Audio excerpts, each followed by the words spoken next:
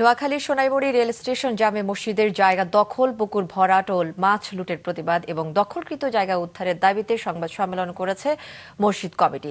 দুপুরে সোনাইমুড়ি স্টেশন জামে মসজিদ প্রাঙ্গণে সংবাদ সম্মেলনে অভিযোগ করা হয়, বিভিন্ন সময় স্থানীয় লোকজন স্টেশন মসজিদের নামে কয়েক শতক জমি দান করেন।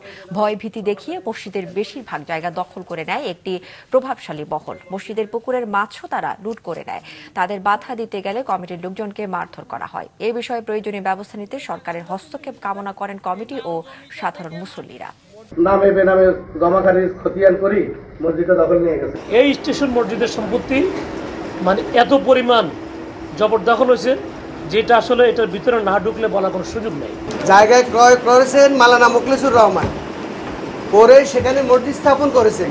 তিনি এখানে ইমামতি করেছেন, নামাজ পড়েছেন, নামাজ পড়াইছেন। 2000 সালের 12ই মার্চ একটি নোটারি পাবলিকের মাধ্যমে 61.5 শতক সম্পত্তি এই মসজিদের নামে নোটারি পাবলিক করে দিয়েছেন এবং মসজিদের ক্রয়কৃত 30 ডিসিম সম্পত্তি, এই মোট 51.5 ডিসিম সম্পত্তি বেদখল আছে।